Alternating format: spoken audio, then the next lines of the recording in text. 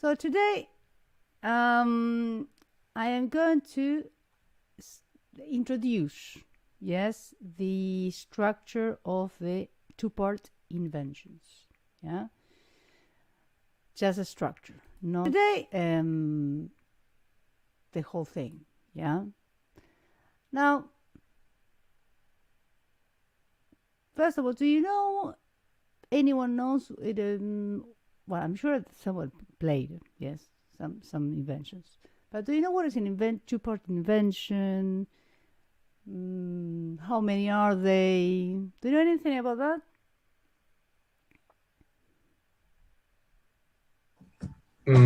I think they're Bach's works. Yes, and only Bach's works. Mm. Nobody else composed two voice inventions. Yes. How many? I'm going to guess he made one for each key. Almost 15. Not one for each key. Yeah. I mean, for the fugues, yes, he did 2 books of 12 each. Yes. I mean, 12 major, 12 minors. Yes. So he was very specific there. Also because he wanted to prove, let's say, that the well-tempered harpsichord, the well-tempered system, tuning system worked. Yes, today for us to have our tuning system is normal. Those times now. But yeah, 15. Kind of, yes. He never repeated the key. Yeah, but he didn't do the whole thing. Yeah. Like the most common ones. Now the structure I can't remember. It was a specific way of imitating one on the tonic, one on the dominant. Can't remember the order. The thing is, well, if you don't remember the specific structure, it's because there's none. Yeah, there is no specific structure. Yes, it is and Laura, do you know this? Do you know anything about inventions? Have you played an invention? I think so, but I don't really know anything about it.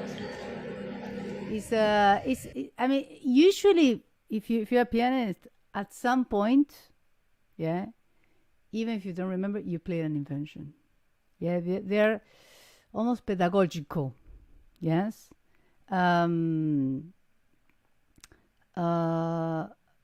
They are, first of all, they're short pieces, they're short compositions for 2 voices, 2-part invention. Yes, he did also we call sinfonias. Yeah, for the ABRS, for the ones those that they are doing the ABRSM, teaching the ABRSM.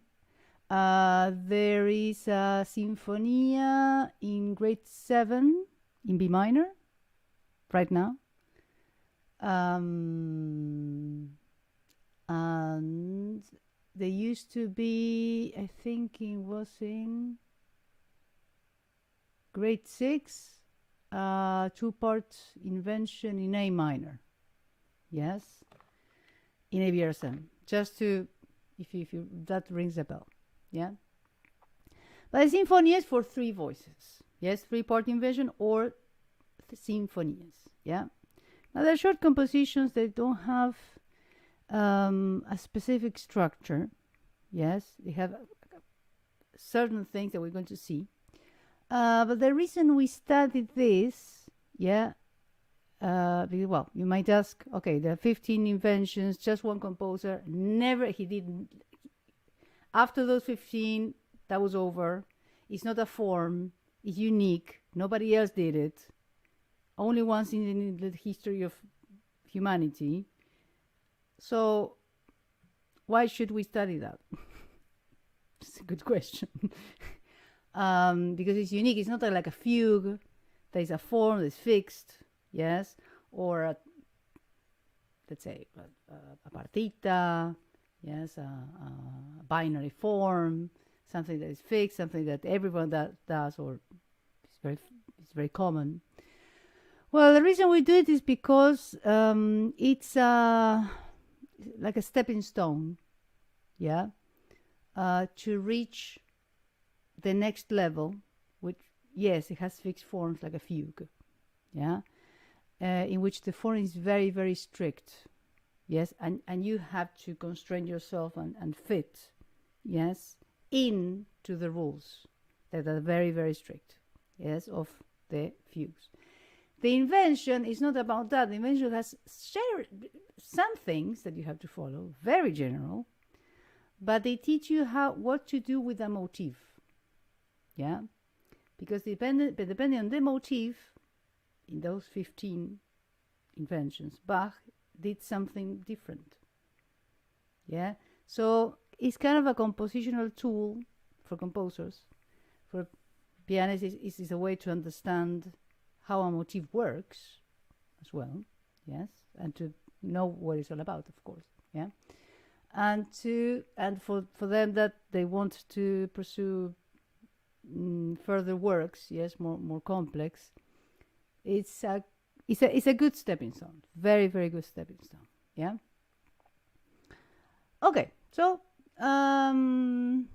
let me see. We're going to start briefly. Let me see if I can. If I can find overall structure. There you go.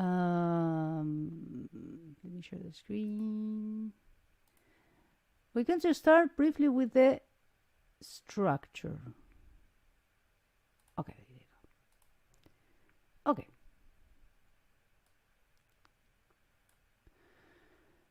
So this is very, very vague, let's say, yeah, but let's start. In every invention, you have this is a chart taken by from the book of Kent Kennan, yes, that's the author.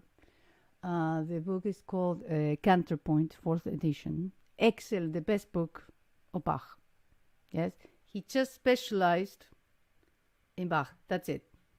Yes, Bach, Baroque era, but especially in Bach, and every single thing from contrapunctually, of course. Yeah, but he worked everything out.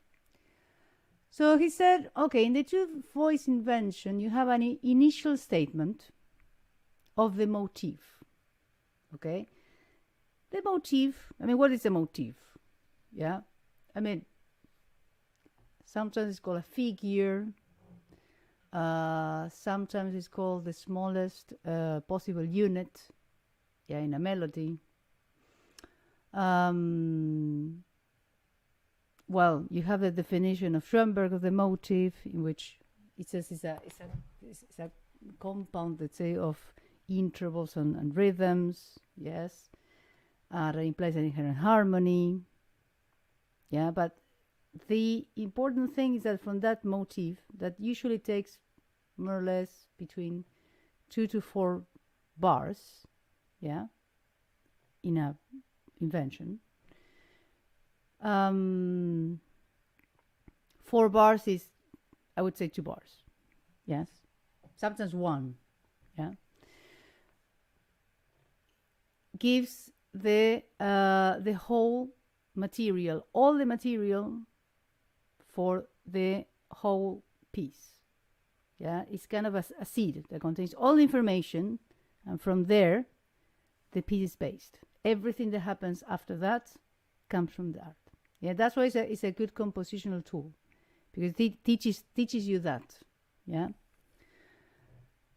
So in tonic, dominant. Then later we're going to see. I mean, the reason why we have always the motif in tonic and dominant is because it's the clearest, most effective way to express a key. We know that from harmony. Yeah. So that's the initial statement. Then we have episodes. An episode is a transition, basically. Yeah. Oh, something they will see. Sorry, I forgot. The initial statement, you have motifs and counter motifs that complements the motif. Just yeah.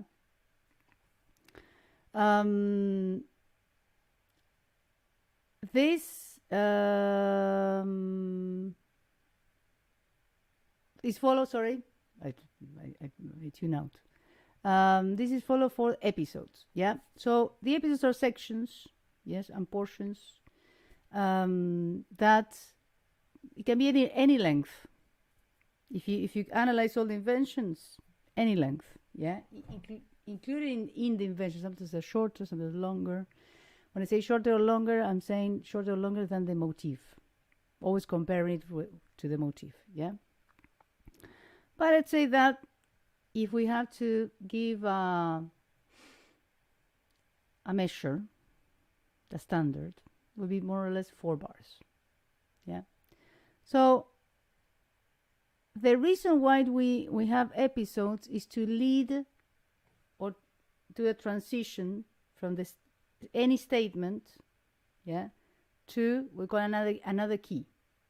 So you have an initial statement, you have an episode, a transition that in 99% of the cases use sequences, melodic and harmonic. If you don't remember sequences, go to the Kaplan book, yeah, sequential progressions, and then you'll see. Yes, usually there are sequences that they are the most common ones, which is descendant fifth, which is the strongest. To fall or to arrive into another entry of the motif in another key, which is called middle entries. Now, the elements that are used in this episode are always comes in 99% of the cases use the material, the motivic material of the initial statement. Yes, of the head of the motif, of the anything about the motif of the counter motif. Sometimes, very seldomly, I have to say, you have new material, like new things, new ideas. Yeah. Or sometimes some things that they are considered to be, or they apparently they are new ideas, are not, structurally come from the motif. Very rarely, really rarely. I think, if I remember correctly, I think just 2 of the inventions have truly something new. Yeah. And anything that comes from the motif never appears fully. It's not that the motif is repeated. It takes apart something. Yes? What we call a fragmented version of the motif. And that motif is used usually in its inverted version, in augmented or diminution. Retrograde I have not seen, not in inventions, but inversion yes, inverted yes, augmented yes, in diminution yes, yeah. And again, it's always sequential and modulating, yes. Then we're going to see exactly the where does it, I mean the middle entries, yes. But okay, usually if you're in a major, you go to the dominant or the submediant, yes. You can go to the third, so relative major if the key is minor, another key, and more keys. Then you have the middle entries in which the motif it's explored, let's say, in other keys. Yeah, like these ones. And then you have more episodes to go to further middle entries, yeah, with usually they are supertonic or subdominant. We're going to see that going to the subdominant is very useful for Bach because it gives you the re-entry into the tonic again. The subdominant chord is used as a key of re-entry, yeah. And then you have what we call stretto. We're going to see what stretto is very briefly. Is when you have several statements of the motif that before the motif ends, the same motif is imitated to the octave, yes, and we call it in a narrow way, because before it finishes, the same motif enters again, yes. Stretto in Italian means literally narrow, yeah. Dominant pedal points, well, a dominant pedal point is just a low note, yes, on the bass to say, to settle down, let's say, a key or a chord. And the final stem of the motif in tonic. This is, yes, it's very important, yes. Always comes back, yeah, to the tonic. Sometimes it's just once, sometimes it's twice, it's imitated to the octave, yes. Usually it's imitated to the octave, the final statement in tonic, yeah. Now, if you see this structure, this overall structure, you can see this like it's a proto structure of many things that will happen later. In the classical period, in the romantic period, you have a theme, yes, transitions, modulations, yes, pedal point, re-entry, final statement, and then key again. So they were exploring harmonically, they were exploring that, yeah? More or less, you follow me? Yeah? Fascinating, very good.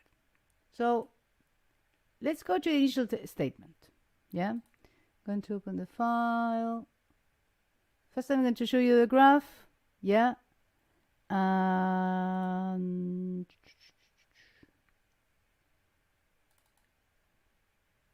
then we're going to start analyzing the first invention, yeah?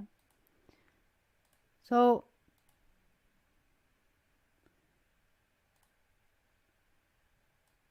possible plans of the initial announcement. Again, this is taken from the same book. You have two possible plans. The tonic key, the dominant level. You have the motif that's imitated at the octave. Yeah? Imagine that. And on top of that is the counter motif. The counter motif complements rhythmically and melodically the motif in order to clarify also the harmony. Yeah? So if a note, I mean, usually the counter motif makes you understand in which chord you are, let's say. Then all of that is in the tonic key. Yeah? Oh, there you go. In the tonic key. Or we call tonic level. Yeah? The tonic level, then it will be repeated in the dominant level, the same thing. The motif in the dominant, imitated to the octave, and on top of that the counter motif. The invention in C major that Laura analyzed, I think, has exactly this statement by the book. Yes. Para para pa pa pa pam pam praram tarararariraram. That is the motif. Pam pam pa pam is the counter motif, and then you have the same thing in a dominant level. Now this structure has to ring a bell in a way to the conventional theme type that you saw with Juan.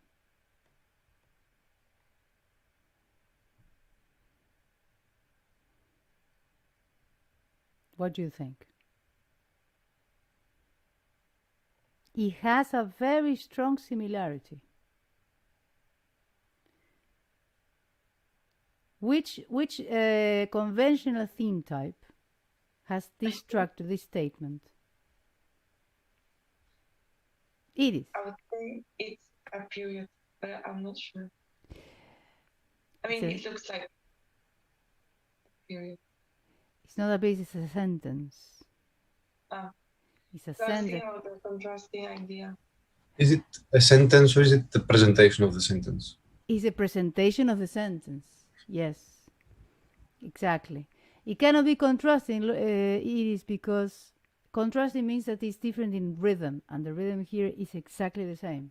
Yes, so kind of everyday contrasting in music has a different rhythm. Yeah, when you change the key, when you change the, even the direction of the melody, but when you have another rhythm, that's it. Yes, and that's the period. Yeah. You might have maybe thought about the motif and then repeating again, and maybe that's why it's a period. But the counter motif is not considered to be a contrasting idea, and also because the motif is here. Yes, it's a presentation of the sentence, because you have an idea on the tonic key that is imitated, let's say, or repeated in the dominant level. And it's not an accident. I mean, here you can see the source, the beginning of that. Yes. So the second one is when you have the tonic key and the dominant level, the tonic level and the dominant level, when the motif and the counter motif are at the same time. Yes, you have several examples. You have the invention in B minor, in F minor, one I can remember in F major, no, F minor, almost D flat major, the one that Georgios analyzed, because it starts, the counter motif starts 2 beats. Yes, you have the octave at the beginning and then it starts. So these are two possible plans for an initial statement. Yeah. And the middle entries, the last thing I'm going to show you before we plunge ourselves into the invention. Very simple, very straightforward. Again, the same book. Yeah. Now, if you're in a major minor, you can go to the dominant if you're in major, and submedians are the most common ones. So if you're in C major, you go to G major or A minor. If you're and the subdominant is used in both cases towards the end of the invention to re-entry. Okay, it's like saying, okay, the initial stem is the 1 keys, but to do like a final cadence is 4, then 5-1. Yeah. If the key is minor, usually go to the mediant, to a relative major, or the minor dominant. Yeah. Now these are the most common ones. Sometimes, yes, in major you're going to go to the supertonic in later statements. Yes. And if you're in the if you're in minor, you go to the subtonic. So for example, if you're in A major, you go to G major. If you're in A minor, you go to G major. Yeah. If you're in C major here, you go to D minor. More or less clear? Perfect. Well, now yes, we're going to go to the real thing. Okay. Now we're going to start with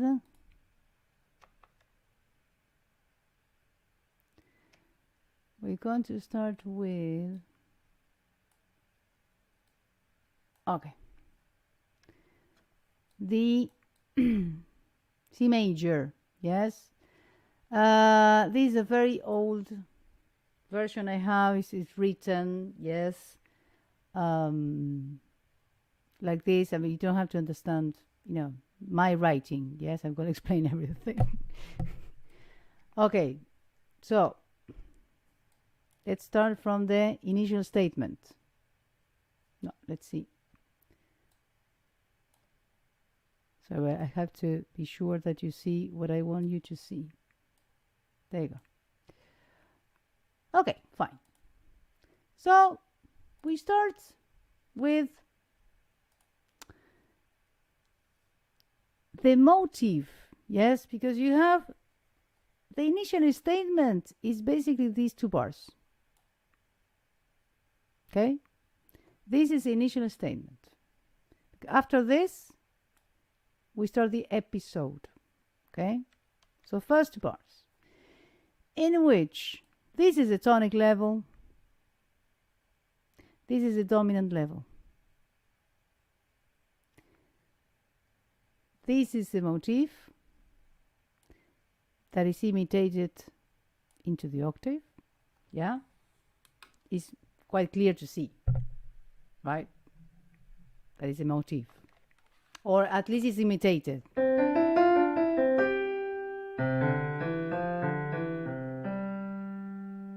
Up to there.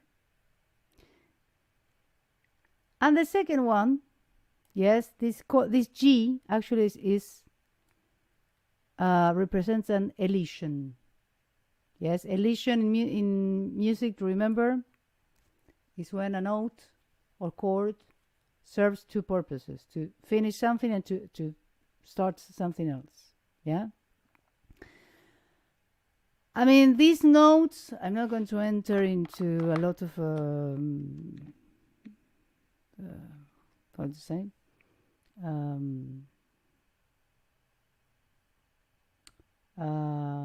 arguments here. It's considered elision to some analysts. Why? Because it's the only interval that changes in the whole invention, and some other ones that no, this is just the counter motif.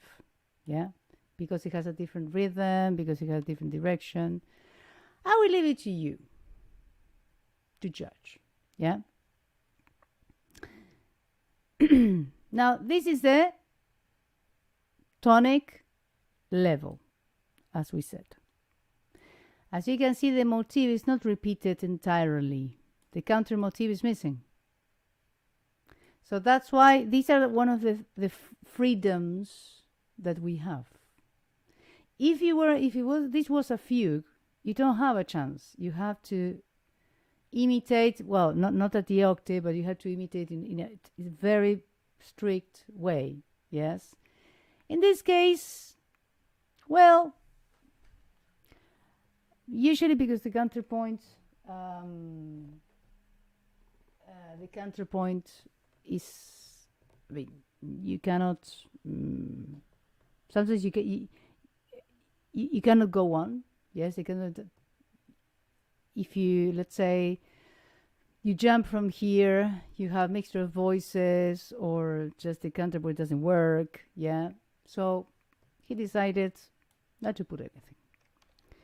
Now, the motif. This is important because the motif will be developed, yes, further in the episodes. Motif has even three things. This is the first part.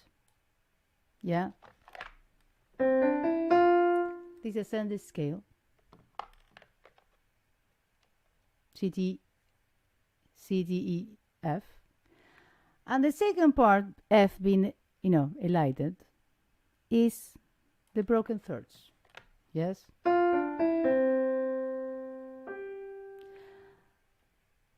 And the last element is what I played, is this fifth, this interval going up. That interval will change. Yeah, it's not going to be a fifth almost in, I don't know. I mean, initial statement, yes, but then you will see that he will use that interval to modulate, to go to other places, yes. Yeah, to other keys. So, three elements: ascending scale, broken thirds, and then the interval. this fifth ascending. And the counter motif is a little simpler. You have a neighboring note and let's say even rhythms, yes, just as the motif, and then you have just stepwise motion. C, B, C, D. That's it. Yeah. So it's very compressed. It's a third away. From B to D, yeah. Yeah. It's almost, I would say, an ornament of the motif. Yeah. Like enough. You see that the counter motif never competes with the motif. Complements. Yeah. And we saw last lesson, yes, how the no harmonic notes clarify the harmony. Yeah, in this case, you with G, this was kind of a dominant. If you remember, you have C, G, C. Everything is telling us that you're in a tonic chord. Yeah, C major. So far clear? Yeah. Okay. Now, same thing. So this the motif, counter motif, and its imitation all happens in one bar. It's very compressed. And exactly the same thing happens in the second bar. When I say exactly the same thing, is the motif, counter motif, and its imitation. Now, this is how the rules, or not the rules, but some notes are quite freer according to where we have to go. Yes, remember this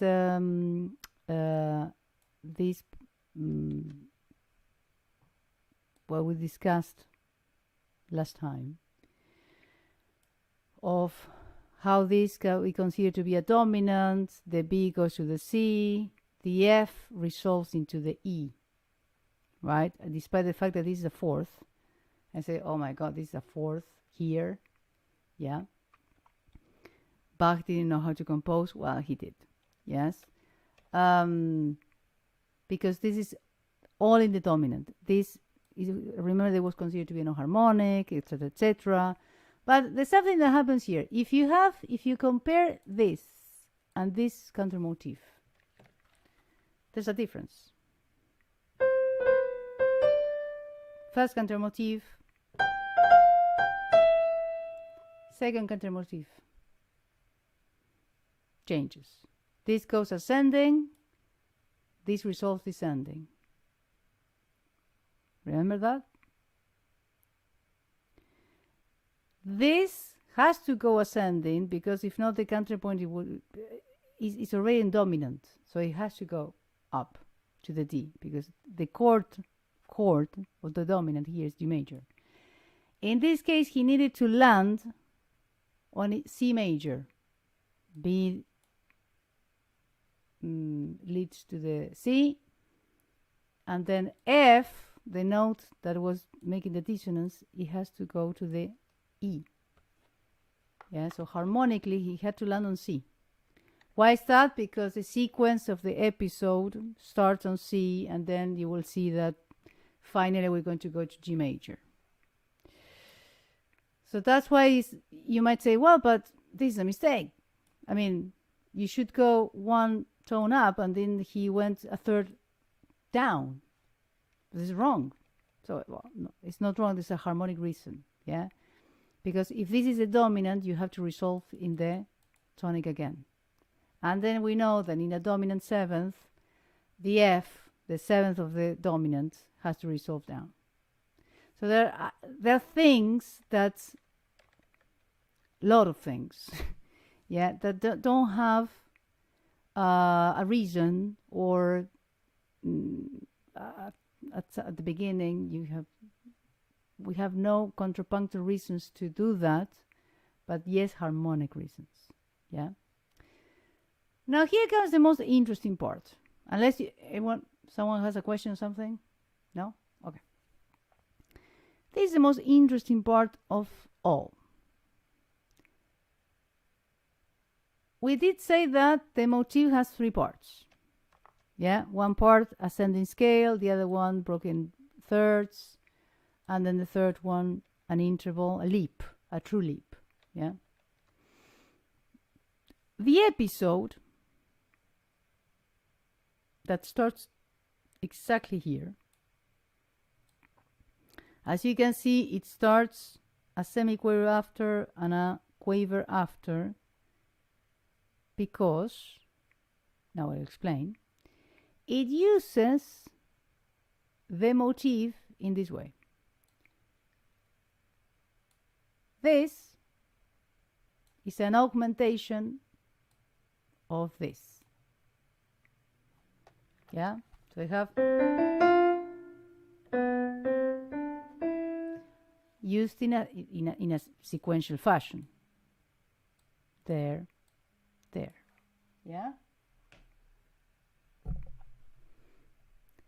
Remember, you have semiquavers on pa-da-da-dum, okay, and then the accompaniment.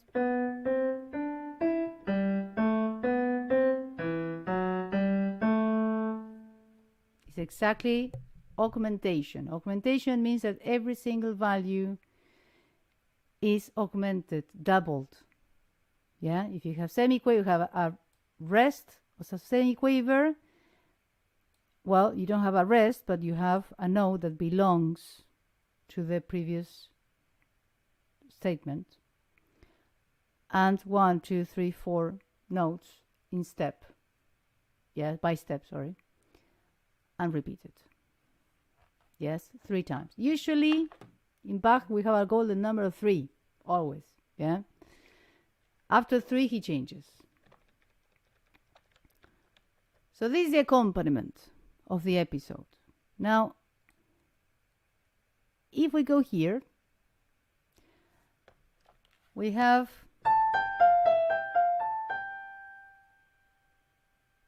something that also comes from the motif that is repeated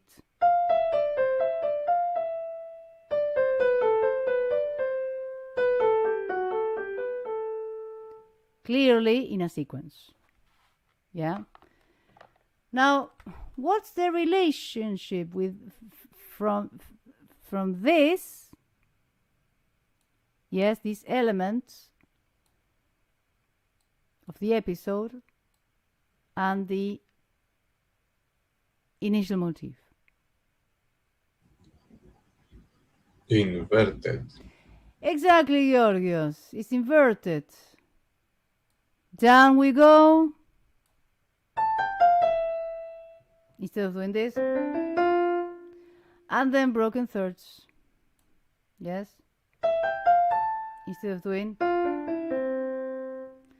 And the last interval, yes. Just remember that the last interval is going to be completely free. Yeah. Now the sequence is, by thirds, because we have to take always the first note, yes, of the sequence. Okay? So A, starting on A, then F, starting on D, starting on B, and the resolution. Yep. The resolution, if you see an F sharp, well, clearly, where are we going? Which key? G. Exactly. And this, you start to appear the F sharp and then in the G. At some point, if you see here, you have the cadence. Yes.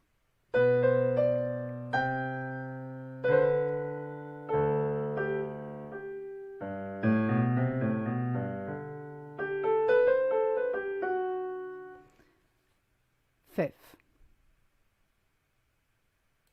Yeah, this is called middle entry on the fifth. Cadence, this is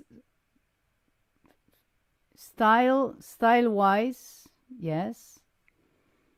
It's a cliche.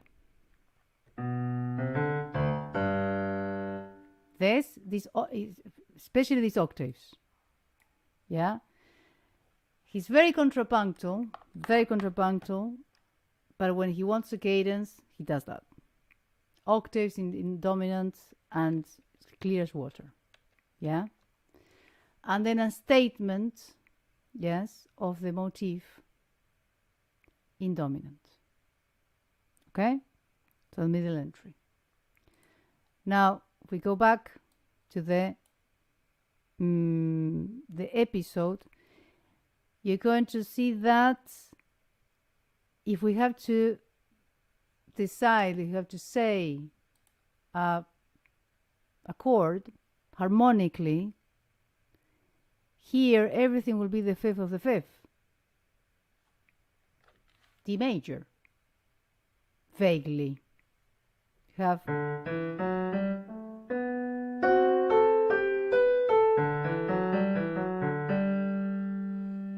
he uses, do you see that he uses the motif in D major, accompaniment. So he uses elements taken from all the motif to build freely his episode, always in control of the harmony, to go finally into the fifth. When I say freely, it's because, yes, we can analyze. Yes, you have this inverted, yes. He takes the broken thirds, yes. He just takes that until he builds the cadence. The cadence is very idiomatic, by the way. Yeah, so it's not necessarily taken from any part of the from the motif, because it's something that should be idiomatic to the era. Why? Because he needed to be understood. That was a cadence. Yeah, and then the statement. The statement now it comes the part that it can be anything. In this case, he starts the motif always imitating. You have this imitation to the octave always present, because it's a recurrence, it's a repetition. It gives you an understanding of being a statement.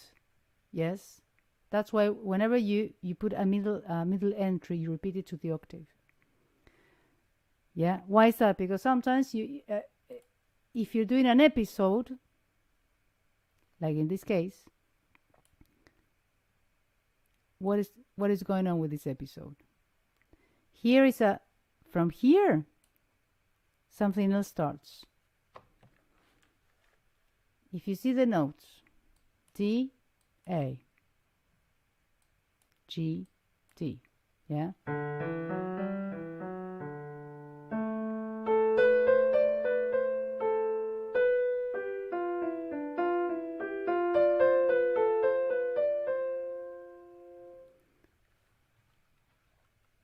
What does he combine here?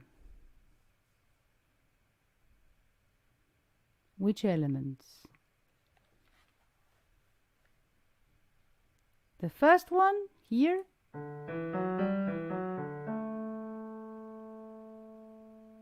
is basically the motif exactly the same on the fifth of the fifth. Here, the motif in which key should we say?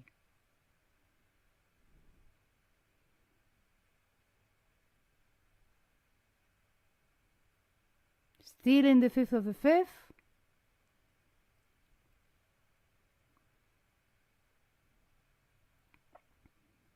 It is quite vague, I know. Kind of acts like being the fifth here, no? But it starts on the median, let's say. Yes?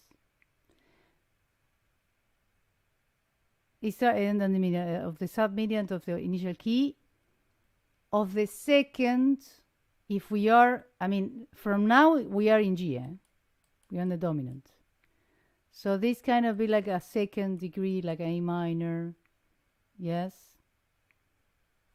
or a 6.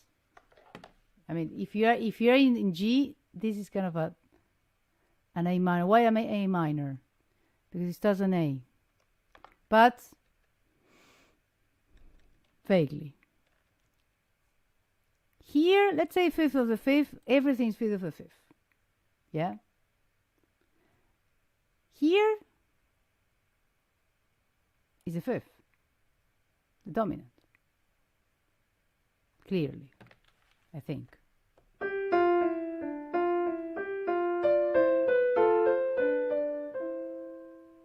Also because next bar it resolves. Yeah? So fifth of the fifth, fifth. But using, I mean, you see that it uses harmony to lead the way, but still contrapuntal. So fifth of the fifth, fifth, using what? The motif and its inversion. Fifth of the fifth, the motif. Fifth, the inverted version of the motif. Yeah? So that's why the elements are used quite freely. Then he goes a little bit further away. We have a C sharp. If we have a C sharp and a B flat, well, even without thinking too much, we're going to go to D minor. Yeah? And then you have F sharp, G sharp, A. Well, we're going to go to A minor. Yeah? And he does, by the way. Now, this is a middle entry in which he like risks himself to go further away. Yes? I know this is an introduction. We can talk for hours about this. Yes? But just to give you the overall structure. Yes? Why? Because also, if you see the elements, yes, you still have augmentations. I mean, he uses the same thing.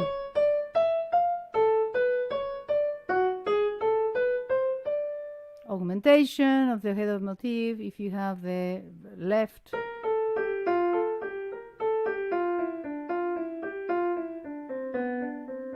yeah, you have the same process. Yeah, the inverted, yes, motif. Now, interestingly enough, when he goes to the mediant, this is an A minor, yeah, he does something that he just does here, which is basically like stops the polyphony. If you start from here, yes.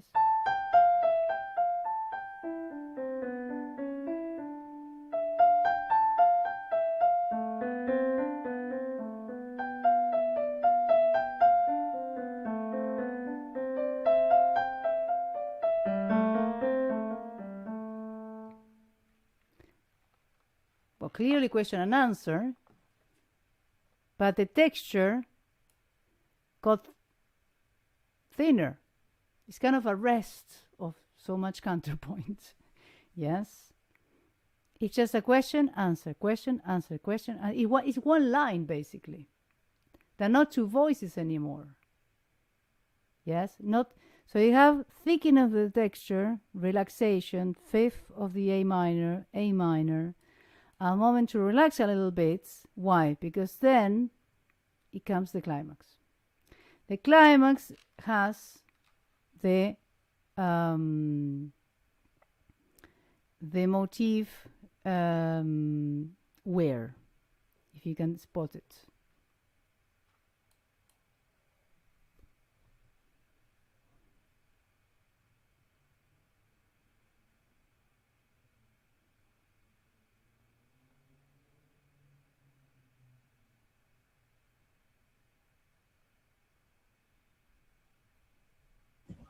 The second C.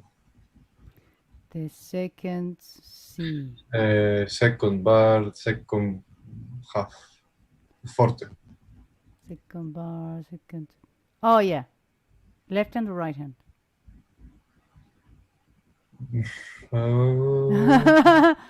Right hand. I mean, yeah. So this bar, you say? Yeah, the climax, yes. This is the climax, yes.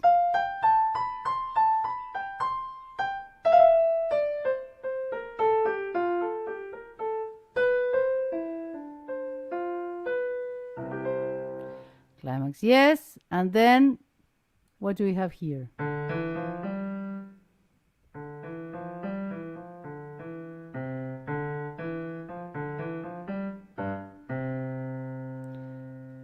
There are all kind of residues, yes, of the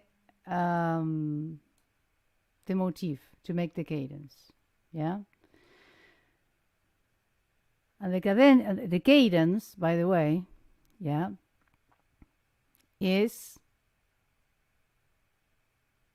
done like properly. Let's say you have the tonic, you have the predominant, yeah, all here predominant, dominant, and tonic.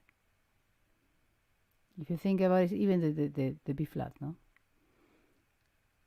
F, G, 1. So 1, let's say, kind of 1, yeah, kind of 1, even 164, yeah. All predominant, dominant, tonic. And when it reaches the cadence, yes, securely, yeah. Dominant 7th, we have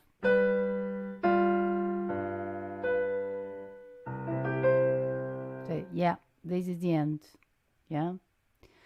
Now, of course, this is an introduction of one invention. Each invention, as I said, it has every single invention has an overall structure in which is its initial statement, episodes, middle entries, more episodes to further away, like, you know, keys, yeah, and then you have the re-entry into the tonic with pedal points or some devices. Now, the key here is that if every single invention will be different. There are some inventions that they are similar. For example, the C major one, the A minor one, the F major one, kind of they have the same things because the motif is similar. When you see the rhythms, it's just semichorus quavers. So if the motif is similar, this is similar.